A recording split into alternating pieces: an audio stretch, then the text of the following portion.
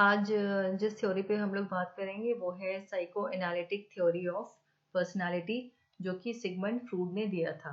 तो according to Freud there are three components of personality. तीन components होते हैं पर्सनालिटी की। सबसे पहले कंपोनेंट जो है वो है ईट।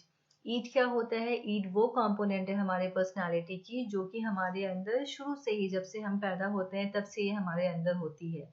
और ईट जो है ये ऑपरेट करती है प्लेजर प्रिंसिपल पे। प्लेजर प्रिंसिपल मतलब इसे इंस्टेंट सेटिस्फैक्शन चाहिए। जो भी इसका डिजायर है, जो भी इसकी नीड है, इसको इंस्टेंट उस नीड को फुलफिल करना है, उस डिजायर को फुलफिल करना है, इमीडिएटली वो डिजायर जो है उसे वो सेटिस्फाई करना है।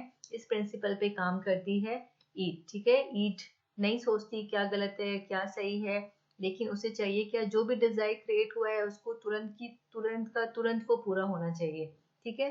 नेक्स्ट है ईगो। ईगो जो है वो कोशिश करती है कि ईट और रियलिटी के बीच में जो है बैलेंस बनाए रखने के लिए, क्योंकि ईगो ये लॉजिकली सोचती है, ये रियलिटी प्रिंसिपल पे काम करती है, ये रैशनल है, ये प्रैक्टिकल है। ये देखती है कि कैसे जो है वो जो रियलिस्टिक जो वर्ल्ड है वहाँ पे किस तरह से हमें ऑपरेट करना है। तो ये जो है ईद की जो इंस्टेंट डिजायर है फुलफिलमेंट करने की, जो बात करते हैं हम लोग ईद के अंदर, ईगो का कहना है कि ठीक है वो जो डिजायर है उसको फुलफिल करेंगे, लेकिन उसको कैसे करेंगे, प्रैक्टिकली कैसे पॉसिबल है, ये कौन सोचता है? ये ईगो का काम है। ठीक है। Third is super ego. Third component is super ego. Super ego जो है ये है हमारा इनर कंसाइंस, हमारा मॉरल वैल्यूज, जो कि ये बताता है कि क्या सही है और क्या गलत है, राइट एंड रॉन्ग। ठीक है, that is super ego.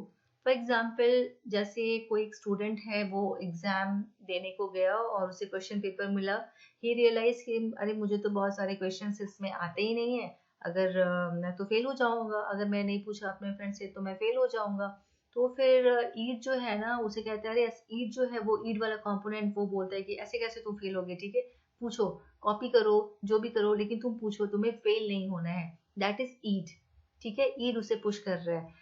Ego जो है उसका कहना है कि अच्छा ठीक है अब तो मुझे पूछना पड़ेगा, चीटिंग करना होगा, लेकिन थोड़ा सा वो सोच कर कि क्योंकि टीचर्स भी है, इन्विजिलेटर्स है क्लास में, तो मैं ऐसे कॉपी करूंगा ना कि मैं पकड़ा नहीं जाऊं।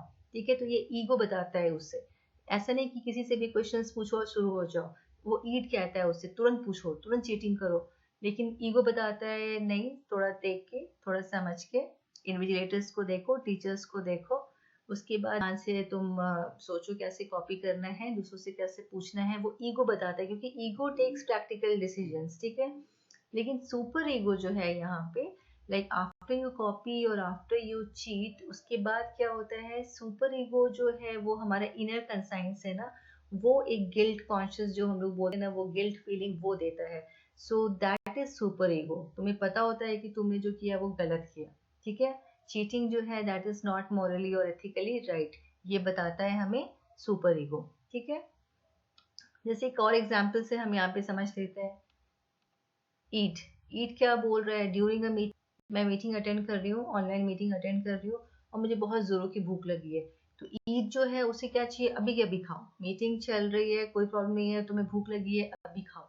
लेकिन ईगो जो है वो क्या है? ईगो बताएगा अभी मत खाओ, अभी मीटिंग चल रही है, ठीक है थोड़ी देर बाद खा लो, थोड़ा वेट करो, ब्रेक मिलेगा तब खा लेना। ये दिस इज एक्सेप्टेबल, मीटिंग में ये ऐसे नहीं कर सकते, ये अलाउड नहीं है। ये ईगो जो है ये बताता है हमें।